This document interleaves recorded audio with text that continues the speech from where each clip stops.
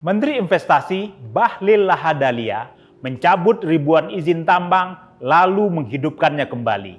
Ada indikasi jual beli izin. Saya Setria Asra dan inilah opini Tempo.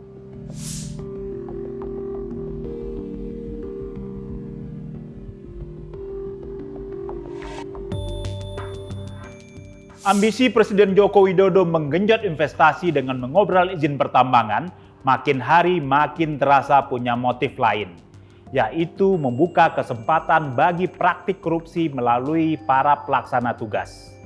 Salah satu pelaksana tugas itu adalah Menteri Investasi Kepala Badan Koordinasi Penanaman Modal Bahlil Lahadalia. Selain menjabat menteri, sejak 2021 Bahlil adalah Ketua Satuan Tugas Percepatan Investasi. Sebagai badan ad hoc, tugas utama Satgas Investasi adalah menghilangkan sumbatan investasi di pusat dan daerah. Di sektor pertambangan, Bahlil juga punya kekuasaan mengevaluasi izin usaha pertambangan atau IUP dan hak guna usaha, sesuatu yang sebenarnya kewenangan Kementerian Teknis. Bahlil bukan tak punya alasan.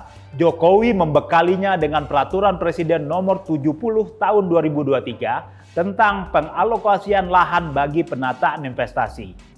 Peraturan ini bahkan memberi kewenangan kepada Menteri Bahlil mencabut izin pertambangan yang tidak produktif.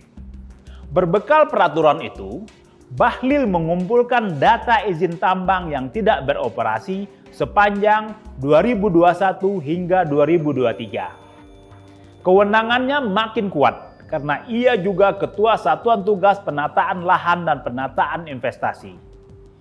Hingga akhir tahun lalu, 2078 izin tambang dan mineral telah ia cabut.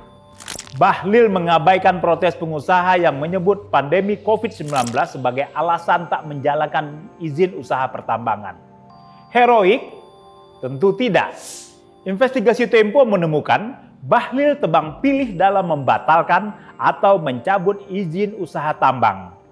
Izin tambang nikel milik PT Meta Mineral Pradana di Kabupaten Konawe Selatan, Sulawesi Tenggara, misalnya, ia tak tutup kendati tidak beroperasi sejak 2010.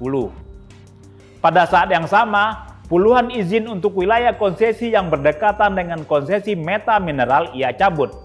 Belakangan terungkap pemegang saham mayoritas Meta Mineral Pradana adalah PT Papua Bersama Unggul, perusahaan milik Bahlil sendiri. Setelah mencabut izin ribuan tambang dengan modal peraturan presiden itu, Bahlil juga mendapat kewenangan menghidupkannya kembali. Bau amis kembali tercium. Investigasi Tempo menemukan ada permintaan uang dan saham untuk setiap izin tambang nikel yang hidup kembali. Untuk izin mati yang tidak diurus pemilik lamanya, Bahlil memang melelangnya secara terbuka. Namun sebagian izin dibagikan begitu saja kepada organisasi kemasyarakatan, kelompok keagamaan, dan perkumpulan pensiunan tentara. Kepada dua jenis organisasi terakhir, Bahlil diduga memberikan sebagai hadiah. Peraturan Presiden yang menjadi dasar keputusan Menteri Bahlil sebenarnya bermasalah. Peraturan itu hanya memiliki konsideran pasal 4 ayat 1 Undang-Undang Dasar 1945 yang berbunyi, Presiden memegang kekuasaan pemerintahan menurut Undang-Undang Dasar. Konsideran tunggal ini mengabaikan Undang-Undang Nomor 20 Tahun 2020 tentang pertambangan mineral dan batubara yang mengatur secara detail teknis pemberian dan pencabutan izin pertambangan. Jokowi tidak bisa berdalih. Peraturan yang dipakai Bahlil mencabut dan kemudian menghidupkan izin tambang semata untuk mempercepat investasi. Yang selama ini lancung tak bisa ia lakukan, menghalalkan segala cara untuk mencapai tujuan.